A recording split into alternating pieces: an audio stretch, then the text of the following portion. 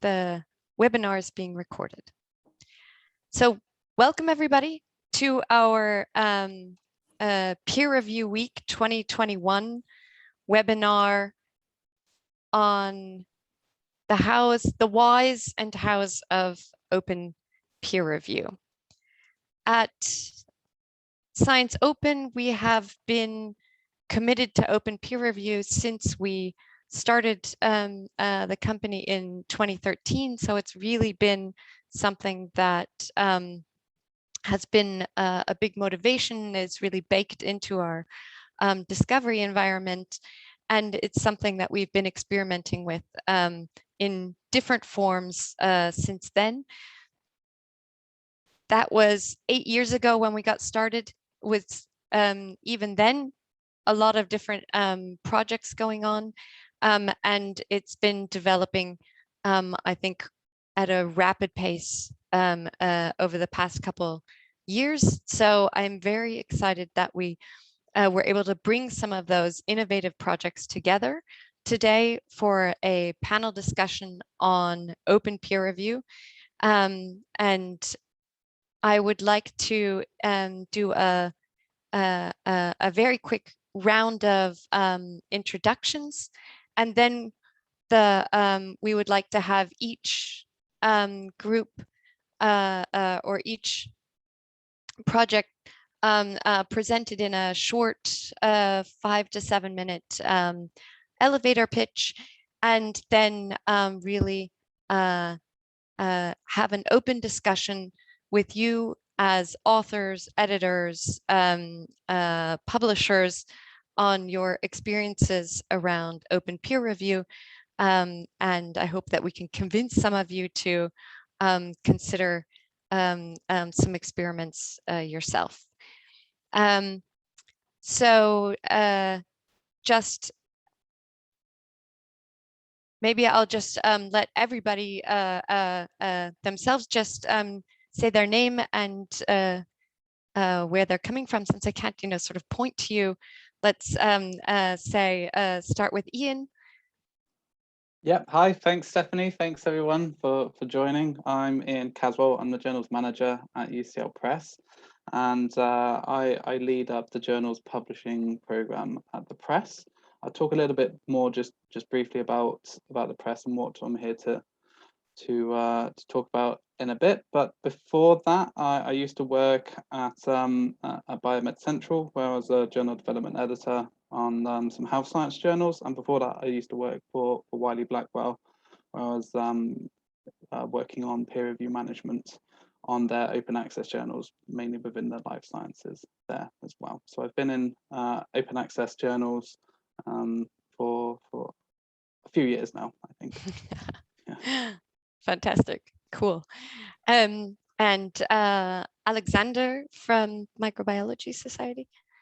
Hi, everyone. Thanks for inviting me along, Stephanie. So yeah, I'm Alex. I head up the editorial team at the Microbiology Society here in the UK. We're a membership charity that self-publishes 6 journals, although that's changing soon, and I'll tell you all about that in my little presentation. Much like Ian, I got my start or my earliest years at Biomed Central. I've been bouncing around publishing for a while in production and editorial roles with Springer Nature, and then for the last 2 years or so at the Microbiology Society. And yeah, look forward to telling you all about what we're up to. Cool. Jean-Sébastien? So well, first of all, thanks a lot, Stephanie, for the invitation. I mean, I think this is going to be a very interesting panel discussion here. So my name is Jean-Sébastien Caux. If that's a bit too much of a mouthful, just call me JS. That's okay. I'm a professor of theoretical condensed matter physics at the University of Amsterdam. I'm Canadian in origin, which explains the accent. I'm not a publisher. By profession, I'm a publisher by hobby, because I started SciPost a few years ago. As a kind of independent publishing system, and we do implement a form of open peer review that I'll just show you very briefly in my little 5-minute pitch. So. Fantastic. And Hannah. Thank you. Thanks for having me as well, Stephanie. So my name's Hannah Drury. I'm calling in from Cambridge, or just outside Cambridge in the UK today. I'm actually a product manager at eLife. I'm going to talk to you today about a new product called Sciety. I actually began my career with eLife in the editorial department about 6 years ago, and then I made the transition into product and technology. So open access has been my entire career up to this point. I have no knowledge, well, I do have knowledge of other sort of more traditional kinds of peer review, obviously, but open access has been my bread and butter for sure. And I'm Stephanie Dawson. I'm the CEO of ScienceOpen, American, calling in from Berlin. I have been in publishing since 2000. I worked for 12 years at De Gruyter Publishers, a 270-year-old publisher.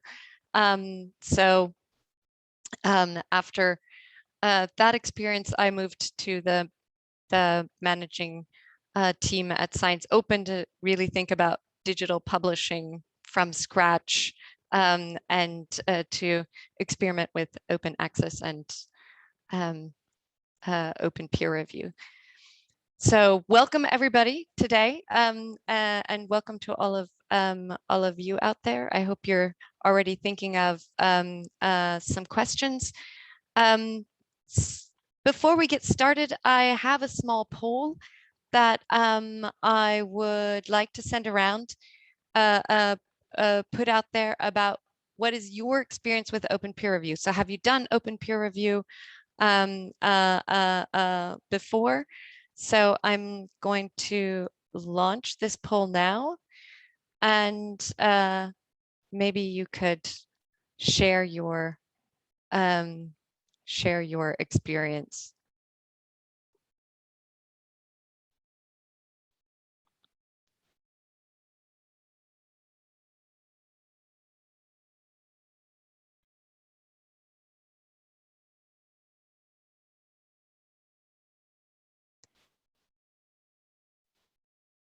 Well, the no's are definitely winning out. Let's see. Everybody take the poll who wants to, then. We got one more. Anybody else?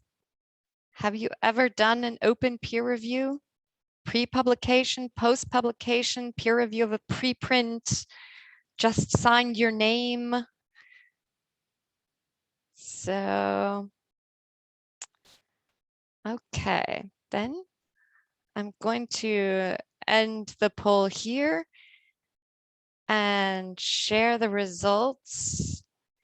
And as you can see, we have only one yes, and everybody else has never done open peer review.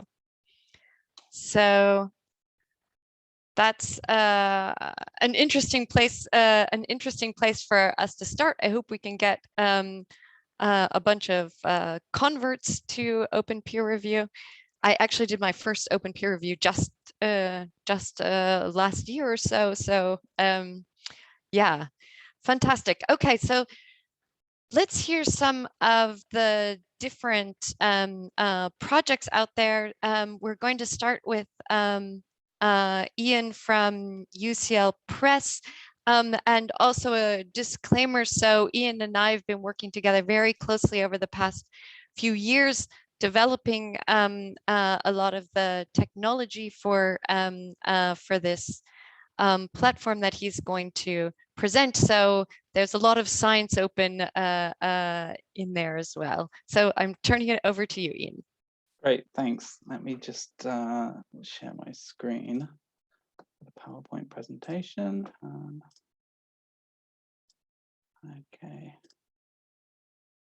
Okay, so yeah, hi, welcome everybody. So I'm going to be talking about UCL Open Environment. This is a new open science journal. But firstly, I thought it would be good to just have a brief outline of UCL Press. So UCL being University College London. The press, we're a fully open access university press, and we launched in 2015. And we have now published over 120 open access books as monographs, edited collections, and also textbooks. So all of those publications are open access. And we also publish 14 open access diamond model journals. So this being, we don't charge any APCs for publishing open access. There are no fees to read or to write or to publish in these journals.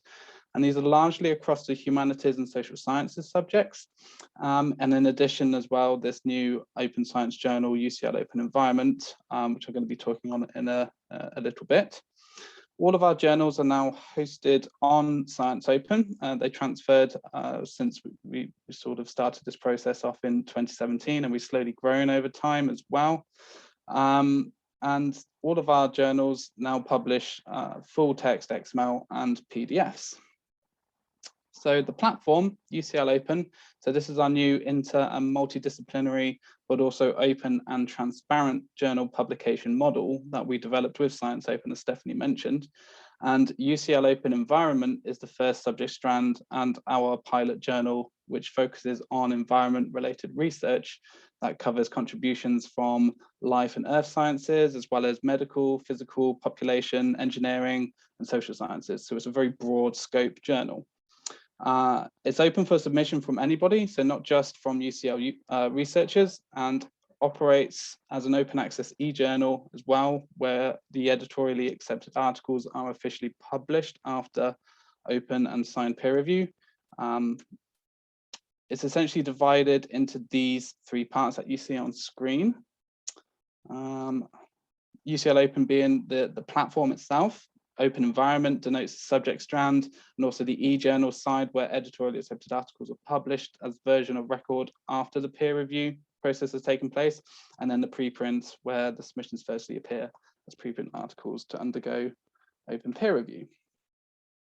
The journal was editor-led and governed by an editorial board who provide peer review management and mediate between the reviewers and the authors, alongside an advisory board who provide higher level strategic insight.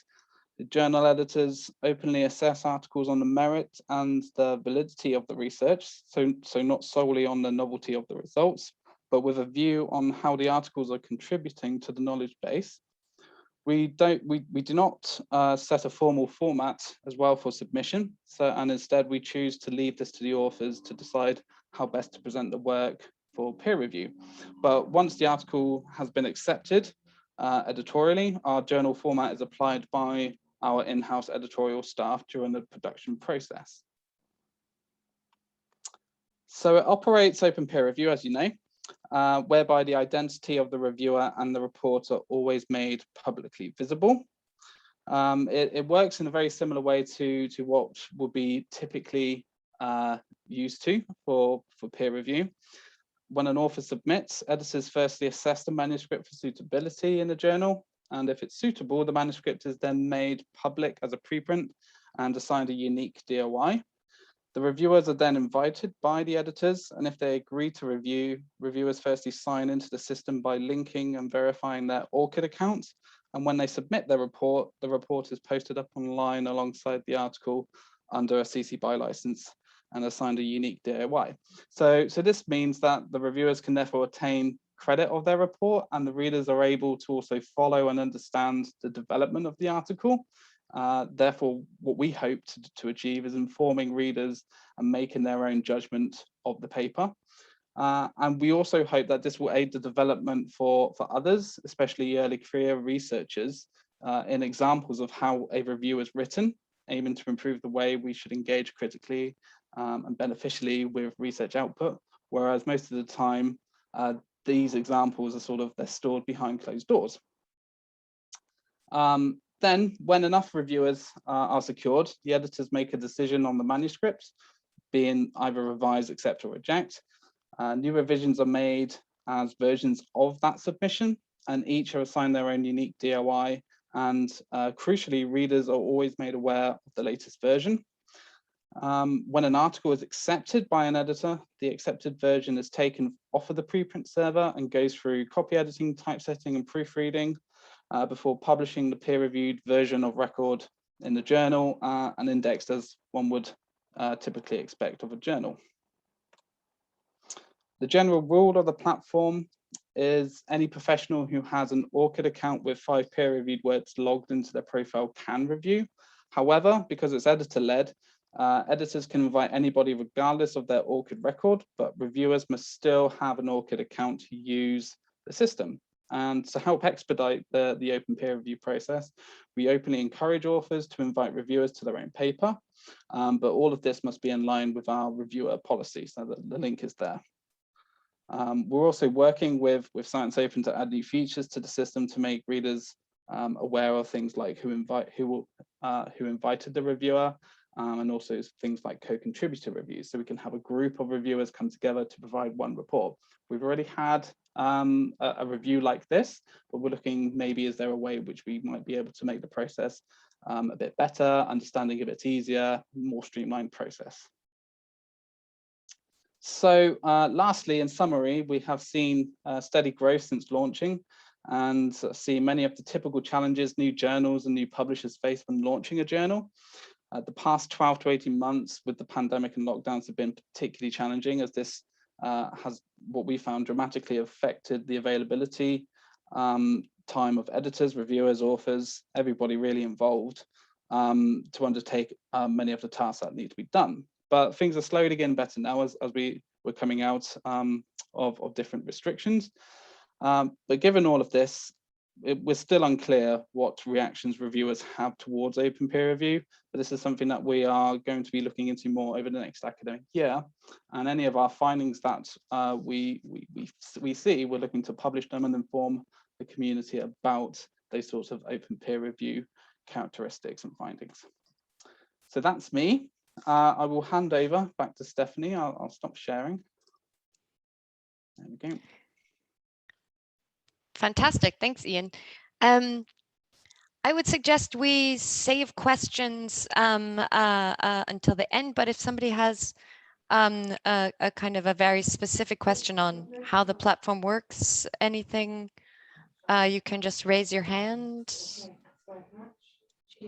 Then I will turn it over to Alexander to tell us something about his new platform. Thank you very much, Stephanie. All right, just going to throw the slides up. When we were testing, it took a little while, so give it a few seconds just to make sure it's actually working.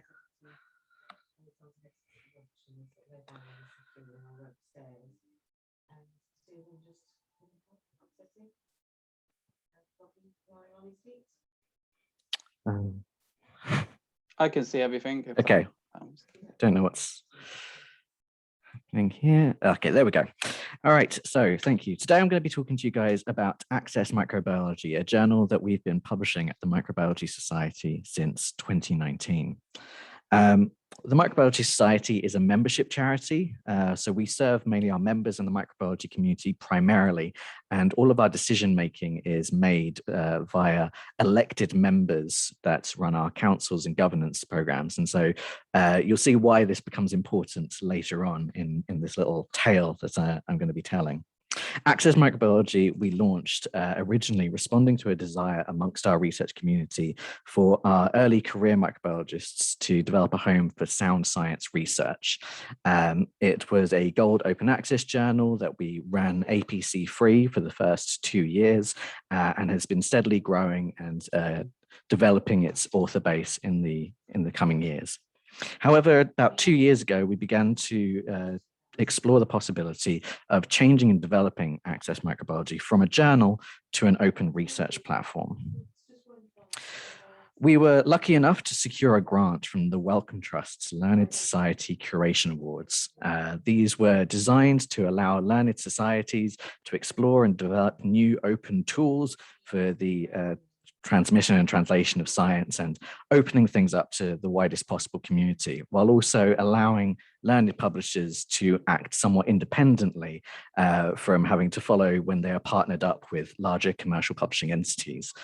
So we were very happy to secure this, and therefore we began to develop this idea. Now, the idea was to create a unified platform, allowing the posting of a preprint following checks by our office and running them through machine learning tools as well, so that authors can get instant feedback when they initially submit and post or revise in this first instance, and then post their preprint on the platform. So here's just a run through of the workflow, as unfortunately we are still in the late stages of developing it, so I can't actually show you what it looks like just now.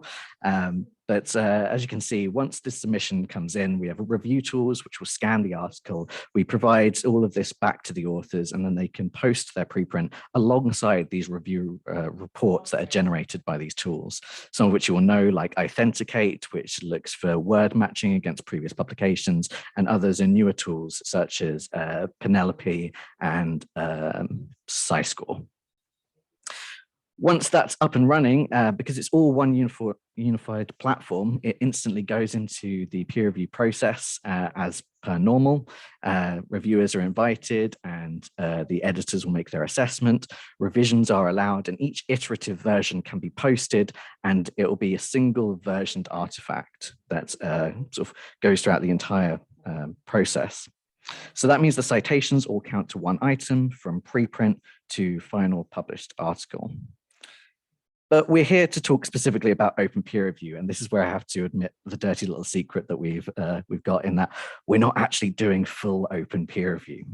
As we are led by members and microbiologists, we did a long series of surveying and focus groups of our members, of peers in other open science and sort of open tools in the publishing sphere, and tried to gather as much feedback as we can. In fact, we just published about 2 weeks ago the results of this, of all this work, and you can find that on Access Microbiology later if you so wish. But the crucial things that we had to highlight were that 57% of our respondents said they would always or sometimes want to remain anonymous on their peer review reports. 75% said that as an author, they would be happy to make the data underlying their research open and accessible. So therefore, we are launching this open research platform with transparent peer review. Each version that we post after the reviews go past will be posting these reviews with each version and the editor's decision and any further machine learning reports there. Each of these will be individually citable, and if reviewers so wish, and we will be encouraging them to do so, they can sign them, but we won't be making it mandatory. We're going to be trying to take our community on this journey, and hopefully in phase 2 of the open research platform, we can become more strict with this once we've begun to develop that behavior amongst our membership base.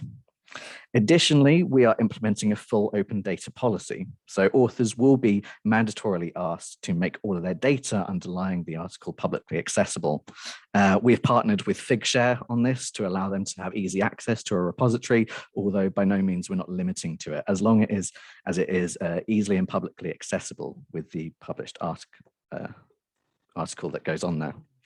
Once editorial acceptance occurs, then the full production occurs, all of the added bells and whistles that a publisher can add.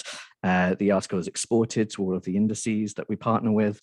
It will be, if appropriate, added to some collections that we run with ScienceOpen and other platforms. And so we are hoping that this will be as kind of one single unified process, really easy for people to use. They're not splintering citations between their preprint and their eventual published article. And then people will be able to navigate back and forth through this article history.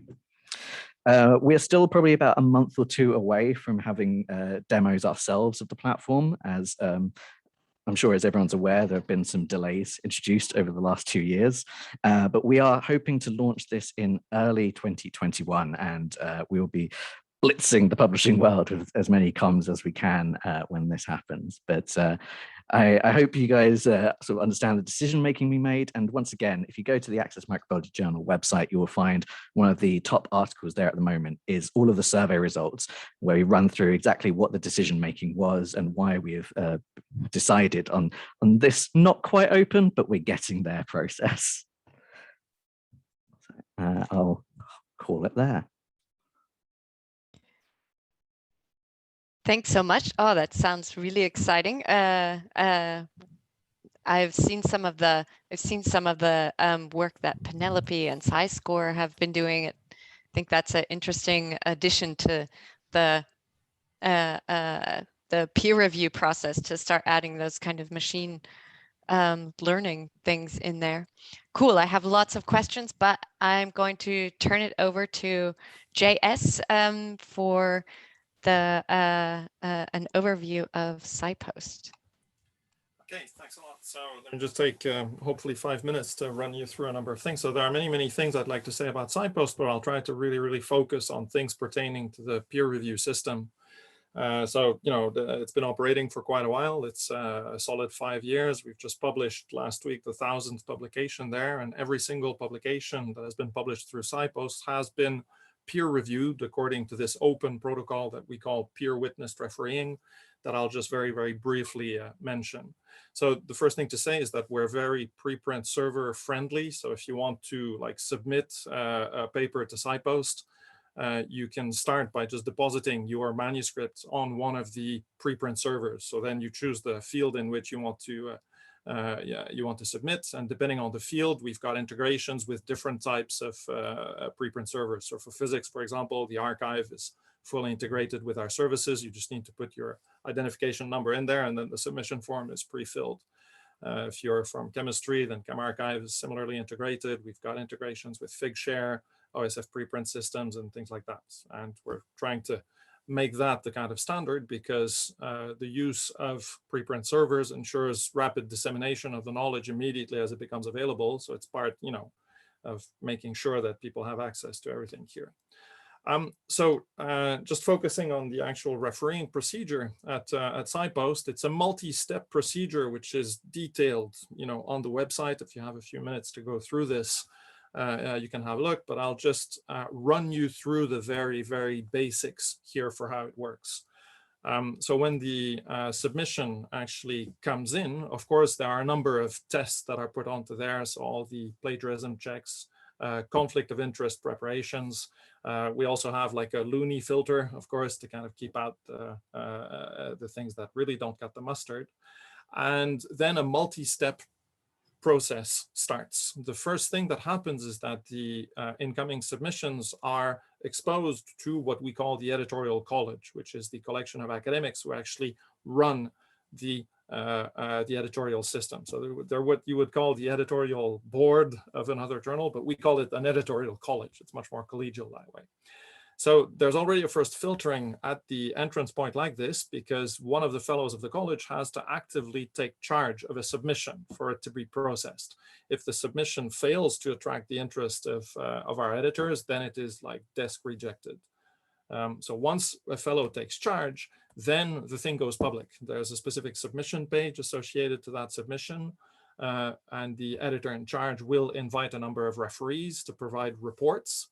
But simultaneously, because the evaluation is public, people who are registered contributors at SciPost, so real, you know, by definition, professional academics, can register. So these people can also volunteer evaluation material in the form of reports or comments during the evaluation phase of the paper. So that's a refereeing round. And if there are modifications required, then you can run multiple refereeing rounds like that. And at some point, the fellow in charge, the editor in charge, makes a recommendation for what should happen with the paper. Publish, reject, anything in between.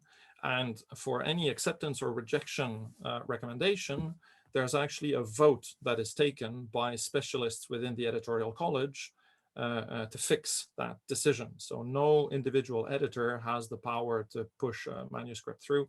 It really has to convince the actual, you know, representatives of that specialty within the editorial college. So that's, you know, very briefly how it works. Maybe one little detail here. We don't force people to sign their reports. What we find of primary importance is that the contents of the reports become publicly available. If people want to sign it, we greatly encourage it. A referee that decides to send an anonymous report can, at any point in the future, also decide to reveal their identity. And then the metadata is updated and all these things. So that's the kind of general way how it works. And then maybe the best thing is just to show you some examples of that. I don't know. So maybe you're maybe you're interested in superconductivity. I don't know if there's much of that in the audience here. And then you can pick your favorite article that's been published and go see how it all looks. So this is the published object that links to the evaluation phase in the form of the previous versions, the previous submissions, and their associated reports. So for example, here, this was the version, the resubmission that was actually accepted. You can also go back through the history and see the very first version that had the 2 reports. And then the reports are there. So these are cases where the first referee here signed, or the second referee signed their report here. We make every single report citable. We give it a DOI. We deposit the metadata at Crossref. So it actually, you can put that on your CV if you want. And the types of reports that we get are typically relatively focused but contentful. Authors have a right of reply to the reports, of course, during the evaluation phase. So again, here you see the report and then the reply from the author or from one of the authors for all of this, extra material if needed. Here's a case of an anonymous report that was used in the evaluation phase. And again, some author replies on this. So whatever paper that's been published at SciPost, you can kind of retrace the history of the whole way it's been evaluated in that form. So it's really nice because you see the evolution of the versioning of the piece of work as it's taking shape towards the final version. And what we're really trying to achieve is to maybe kind of cool down the bickering and make refereeing more a kind of improvement phase on the paper. The acceptance rate is really high at SciPost. It's above 80%. And nonetheless, the quality of the journal is demonstrably, quite high as compared to other journals. Certainly, those that use closed refereeing system suffer more from quality issues. So that's about it. I mean, I invite you to just go to scipost.org and explore for yourselves the kind of material that you can find there, depending on your own fads, what kinds of specialties you find more interesting. Of course, you'll find mostly physics, but we're slowly expanding to other fields in that. So, yeah, so that's it. Cool, fantastic. Oh, I love that. Just type in your archive number and that seems like a really user. Because all the metadata is available, right? So most of these preprint servers, they've got a smart little API that you can use to go fetch the data, and then you just pre-fill the submission form. And then the only thing the authors have to do is essentially exclude referees or things like that. These are things that are not in metadata, but then they're done. Yeah. Fantastic, cool, very interesting. I think in our follow-up discussion, a lot of similarities between the SciPost and the Access Microbiology platform in terms of how can you nudge people towards open peer review. So like what kind of compromises do we have to enter into? But now I'd like to turn over to Hannah, who has really a slightly different project with Sciety. So I'm really excited to hear some more about it. Okay, let me share my screen. Okay, you've all disappeared now, so please shout if anything stops working for you. I'm going to assume that it hasn't. So, hello everybody. I'm delighted to be part of this panel discussing not only the importance of open peer review, but as we've seen, examples of what this might actually look like in practice. Excuse me. As I said in the introduction, I'm a product manager. I'm actually technically employed by eLife, but I'm currently working slightly tangentially to the journal with a small cross-functional team. And we're building a new product to help researchers navigate the preprint landscape. And that product is called Sciety. Sciety specifically supports the post-publication open peer review workflow of so-called overlay journals, although we don't use that terminology within the application itself. So we know that while the rise in preprint use has been a huge win for science, it's made it even harder to keep on top of the latest developments in your field of expertise. There's an overwhelming amount of information available, and there's very little to help decide what to pay attention to or where to invest your limited reading time.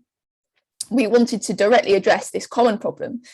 So Sciety offers the opportunity to contribute to and benefit from crowdsourced organisation of the literature. Thanks to publicly curated lists and the aggregation of open evaluations from a number of different groups of experts, we hope to help you see what your peers find interesting and, most importantly, to discover your next read. Preprint evaluations on Sciety take many forms, from automated screenings covering reproducibility to the more familiar multi-part review consolidated by a single editor. So long as the final output is transparent, we're agnostic with regards to the process that each group adopts, and that allows the reader to benefit from multiple perspectives while formulating their own opinion of the work. We use the term evaluation on Sciety rather than review, in the hopes that it more inclusively reflects the array of opinions that we support.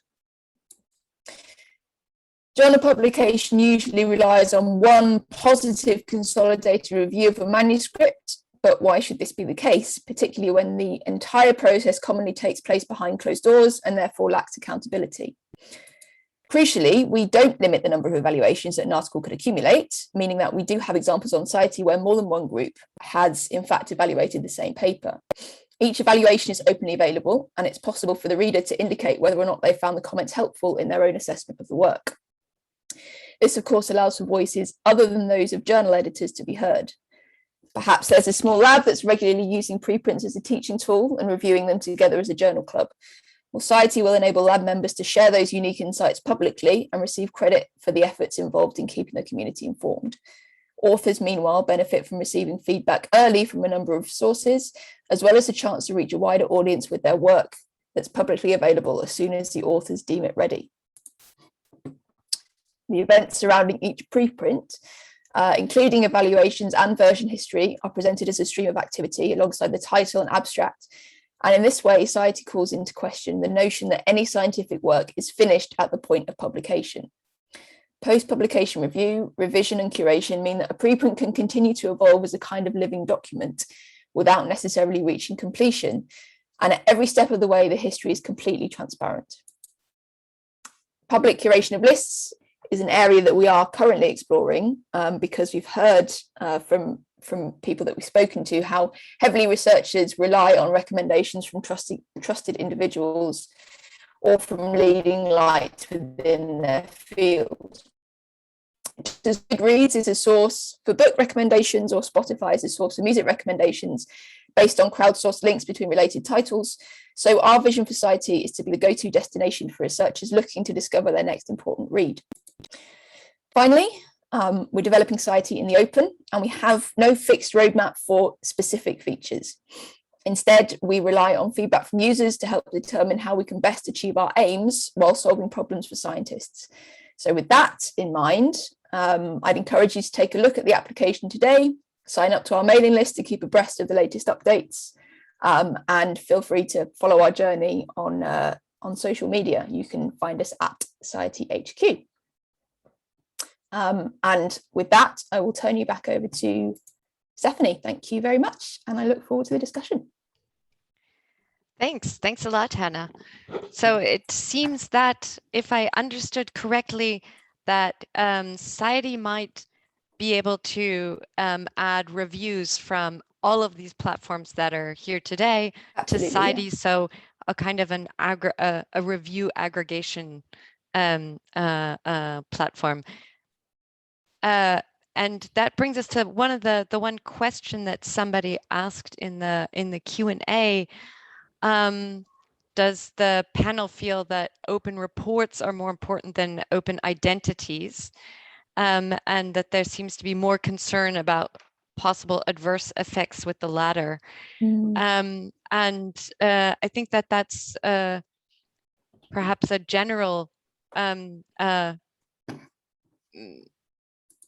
anxiety that one hears from researchers about doing open peer review, putting their name on it.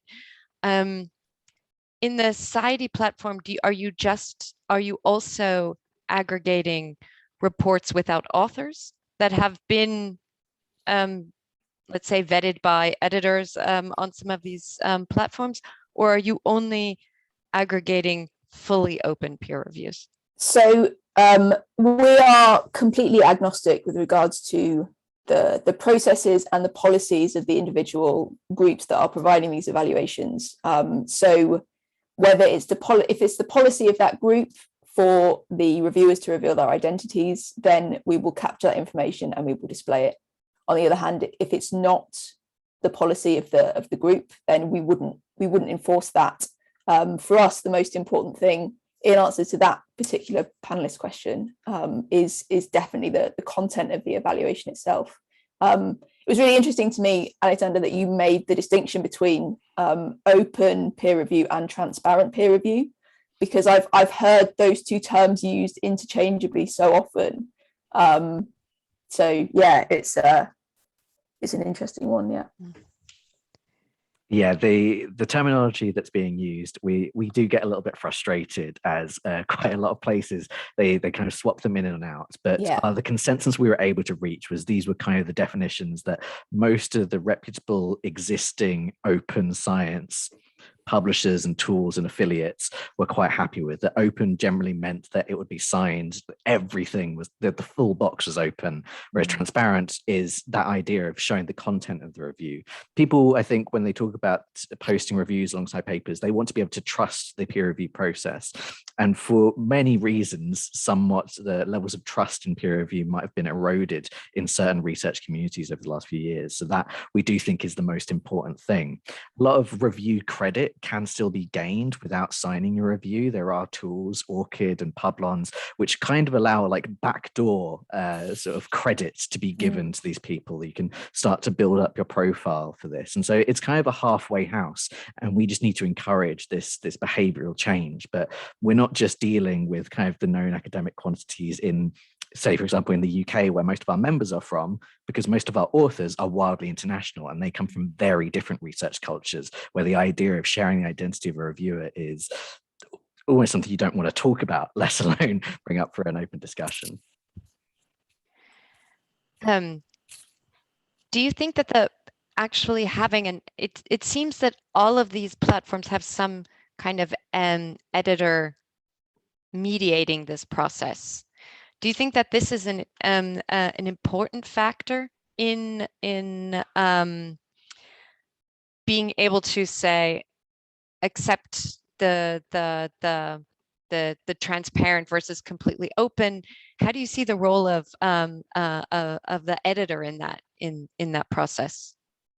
Maybe JS or Ian, both of you have strong editor roles making that final decision. I would even go further than that, because you see, so in our case, there's one fellow editor driving the process, stimulating it, but there are plenty of other fellows watching at the same time and also kind of giving comments and contributing and pushing. And I think for us, one of the extremely important things is that the actual decisions are not made by single, even editors. So you see, I'm even like 1 degree further from what you're asking. Not only is it absolutely crucial that it's editor driven, but it's also absolutely crucial that it is not single editor driven.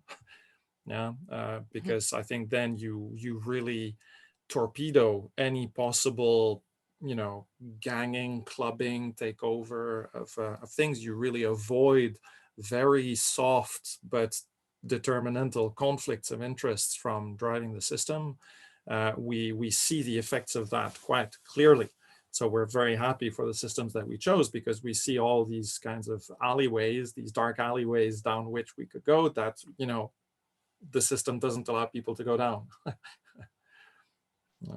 Yeah, no, that's in a similar way. Whilst we don't have a collection of editors making decisions on it, being so multidisciplinary, there are cases where we need more than one editor to help make decisions or to help inform the peer review process. So being open, we're allowing all of our editors and reviewers to in a sense interact with each other.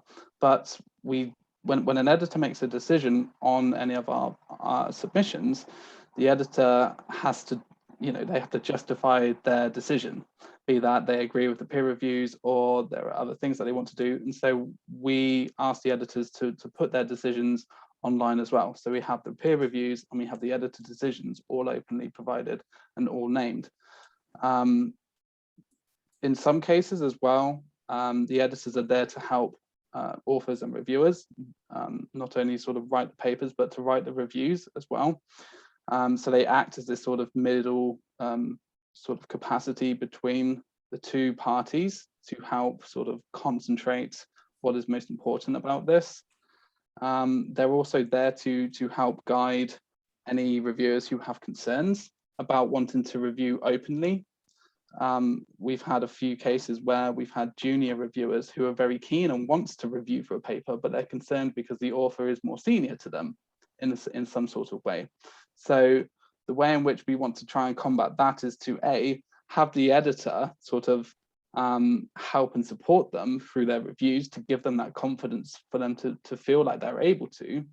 We're also looking into co-contributor reviews where they may not be comfortable to do a review by themselves, but they may be sort of more comfortable in a group of people with a range of experiences, and an editor can help pull that group together or with other reviewers that have been invited. So the reviewer and the editor in this capacity, they're more willing to sort of work together to write their comments in a more pertinent way, openly, rather than we're not just put off because it's so open. We don't want to do that. So the editor is a really important aspect within that sort of conversation that keeps on going on. On the ScienceOpen platform, since we have aggregated like 73 million records and over 2 million preprints, and really we wanted to open that up that anybody could review pre-post publications. We don't really make that distinction on the platform, but we had to ask ourselves, okay, how strict are we then? Because we, in that case, in the sort of bigger ScienceOpen platform, we don't have an editor sort of supporting people, helping people. So we basically made a requirement that people had to review openly, so nobody's trolling other people's work. They had to do that with their own name and their ORCID record, and the review gets a DOI and is attached to their ORCID record. So there's a pretty high barrier to actually doing that kind of review that hopefully, you know, sort of makes the conversation a bit more civil, but also, you know, we really wanted to take a review seriously. So I can imagine situations actually in a journal situation where the editor where a reviewer might say, hey, I'd like to post this report, but I don't want to you know, put my name to it. I think that kind of transparent review, there's a lot of space for that in the open peer review movement.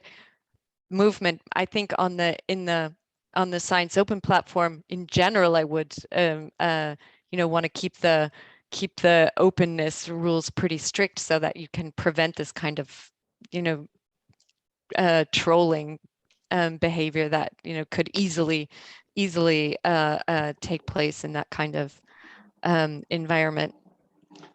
I think we have to be careful as well when we think about open peer review and the transparency of it.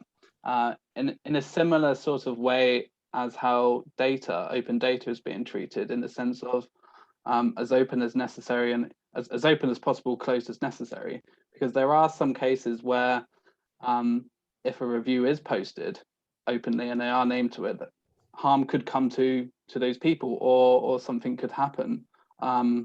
So there is some ethics behind making reports open in the sense as named, and I think that the best people to help make that decision are editor, you know, the situation, and I think they are best placed to make those decisions. I think it's really nice, Ian, that you're kind of giving this you're telling this story of the editor as almost like a shepherd in that sense, because we've in our kind of exploration of this topic, the thing that comes up time and time again in terms of, you know, named reviews being potentially harmful is that, particularly in the case of you know, researchers who are early in their career, who stand to lose much more, they are often the ones who are more reluctant to sign their names to referee reports, even if that report, you know, represents an opinion from somebody who themselves is you know, they're kind of at the top of their game, and they're, you know, clearly you know, very qualified to make that review. So, you know, the idea that an editor might almost by sort of proxy give that review their kind of stamp of approval, in order that that reviewer doesn't necessarily need to reveal their identity. I think that's a really interesting idea. So here I'd like to share a few experiences on this, because by this time at SciPost, we've seen quite a lot of stuff coming and going. It cuts both ways. So a young person writing a kind of maybe critical report on some senior researcher's submission might, of course, damage the young person's career or not, but it can also greatly enhance it. Especially if the senior researcher is perhaps grateful for this little error being pointed out or this little improvement being made. And sometimes, you know, some young person like that going to a senior person and kind of pointing out some improved pathways for development can lead directly to postdoctoral offers and, you know, career-changing moves. So, so of course, there's a bit of hesitation at first to damage people like that. But I think as the temperature of the scientific debate is kept to a reasonable, you know, below boiling point level, constructive discussion like that is typically very much valued within the scientific community. And I really want to emphasize that, because this is an effect that we have seen a lot at SciPost. And it's also why we've built this little system whereby if a referee wants first to stay anonymous, then fine, so be it. But if they want at a later stage to just reveal it, then they always have this button available. Each time they go to their personal page on SciPost and they look at their list of contributions, if the report is anonymous, they've got the button, you know, reveal my identity. So they could do 2 years later saying, oh, you know, that was me. Yeah, so I'm the one who kind of pointed out this misdirected thing from that Nobel Prize winner there. Yeah? So it really cuts both ways. So I think in a sense, I think the right fixed point, the right direction to go to is very much the one you were talking about, Stephanie. It's great if people can just feel that they can discuss openly. Certainly in scientific conferences and when people interact with each other, I mean, my experience with my colleagues is that people don't need to put a paper bag on their heads to discuss with each other. And then the identities, you know, they're disclosed. You know? So it is possible to have like a critical but constructive scientific debate with revealed identities. It's just that people are not used to it. And I mean, one of the very important things about open peer review like that also is that I do think it puts substantial pressure on the referees to produce good material. So to write better reports, to write more constructive reports, to maybe, if they try to bring a point across, to make it more digestible. And I do think that that works. Typically also, if the authors receive a critical report, they might even have more patience and attention for a referee that signs their report. If it's an anonymous referee, then it's just somebody shooting from the hip, but it's somebody actually putting their name to what they write in front of everybody, then the authors are going to think twice about sending that person to hell without even reading what they wrote. So I think it just brings the level of maturity of the evaluation phase a few levels up as compared to closed door anonymous refereeing. I think there's a lot of that community is also really very important.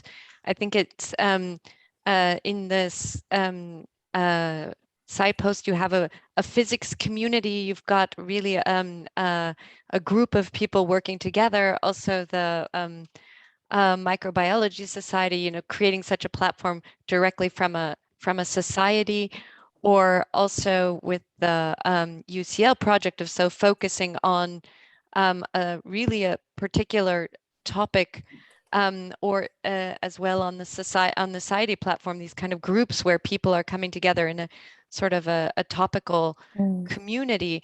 I think this is very important, because there's then some community peer pressure. You know that the people who see those reviews are actually people that you might see at a conference. You know, there's, I think, because what I also see sometimes on the ScienceOpen platform is that in those sort of communities, there's much better reviews that are just added to the platform outside of that topical. Those kinds of topical structures are qualitatively much poorer. So one of my sort of journeys has been, you know, sort of going from working with a giant discovery platform to saying building these kinds of communities, because I just, like with everybody who's sitting here, I just think, wow, these are really all amazing projects. There's a curious thing we found in our surveying. We collected a lot of demographic data as well, and the majority of the hesitancy that we got came from the later career researchers, the very much more senior people, whereas a lot of our earlier career and mid-career researchers and members of the society, they were much more happy and open with the idea of open peer review. They were much more enthusiastic about it. And the numbers are quite small, so we couldn't sort of draw very strong conclusions, but it really struck us as perhaps there is an element of protection over their postdocs in their labs, not wanting their career to be harmed in any way. But the younger generation, who are perhaps more digital natives as well, who kind of understand that there are so many other benefits to just keeping everything as open as possible, really struck us quite a lot.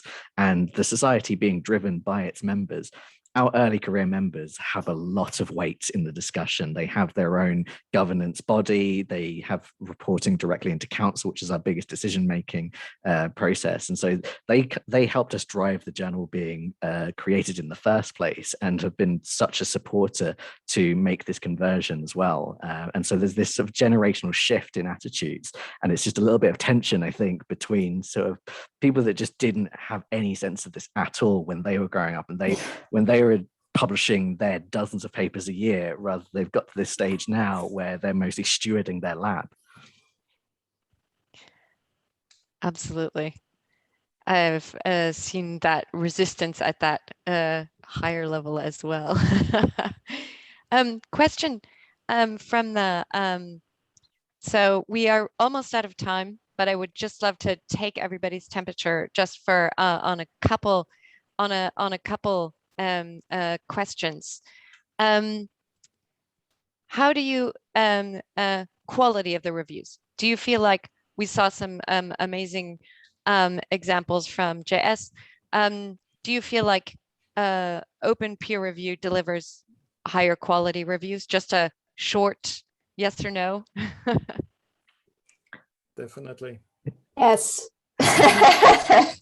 From our research of all the other platforms, we said yes, but we haven't started our own yet, so we don't know how our community is going to go. But we've looked at every other one in depth, and it definitely seems they do. Yeah, I would agree as well. And what about the word preprint? So preprints are on everybody's agenda these days, especially with the pandemic. We saw an explosion of research being published as preprint, openly peer-reviewed on Twitter. You know, with the speed of bio medical research during the pandemic, it was really an interesting experiment in and of itself.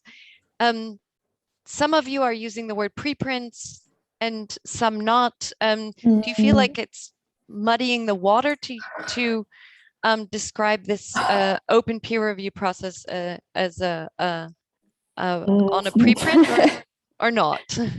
It's a bit of a bugbear of mine, really. Ever since I kind of moved over to start managing this particular product, because preprint for me is such a legacy term, and it harkens back to, you know, the idea of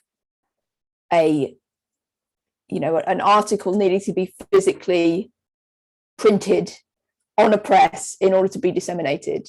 And, since we have now this incredible tool at our disposal called the internet, which means I don't know if people have heard of it, but it means that dissemination is now instantaneous.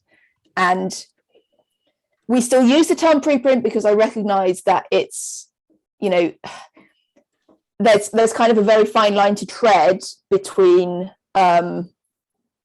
encouraging behavioral change and also completely alienating people from what you're trying to do. And that's, the term preprint is kind of readily understood, particularly amongst our target market. So it makes sense for us to use that term. But yeah, it kind of, for me, I also kind of have a bit of a problem with the idea of publication only happening at the point that an article is accepted in a journal, because for me, publication, if you look at the dictionary definition of publication, it's when information is made publicly available. So actually, at the point at which that preprint is posted, that work is published. So the idea that an article is only published at the point that it's accepted, and you have a VOR produced by a particular journal is something that I would love to see us kind of start to transition away from. But I also recognize that it's well established, and we're trying to work with people and not against people. So there are some things that I may just need to suck up for a while. Well, you're going to be horrified by the kind of traditional nomenclature that we use in physics and wider, because we talk about preprints and manuscripts almost interchangeably. So yeah, the manuscripts that we handle are, they've got nothing to do with any manu. But people understand. Yeah, it's like before typesetting, before copy editing, before like wrapping up, and then declaring this moment at which you publish. And also, one thing I would like to add is that although I participate a lot in software development, right? So all the stuff, open source software and things like that. I'm a Git man. I spent half my life doing commits. However, for scientific publications, perhaps even more so for books and things like that, I think there's a certain utility to the authors of thinking that there is this critical moment that they have to work towards, at that moment, they have genuinely done their best to converge the thing to a kind of, maybe time solid, worthy phase for these things. So I do agree that things need to be continuously evaluated. But in terms of preparing the things, there is a utility of having a critical moment. And here I mean the publication moment, at which there's a kind of seal that falls onto something, because it forces people to do their best before that time.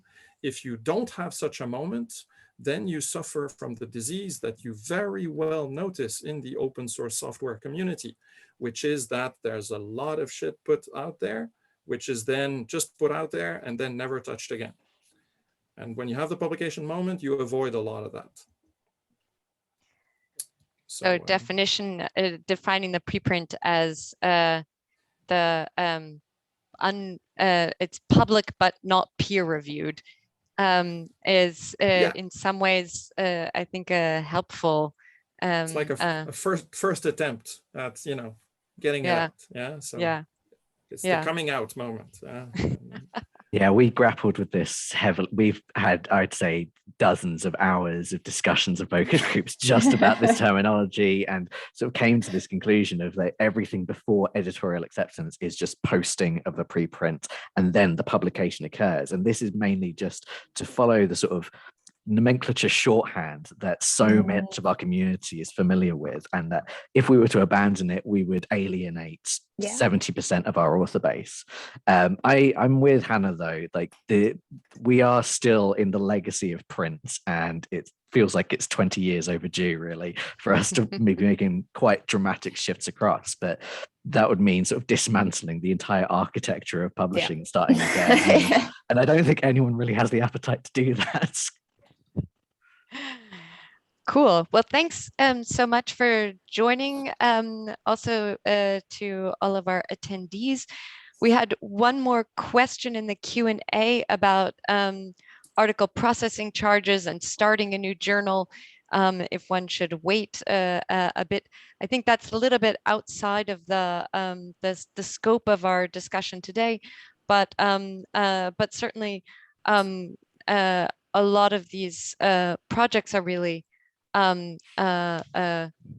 funded projects, experimental projects, and I hope that we see more support coming from libraries because it's, I think, an interesting.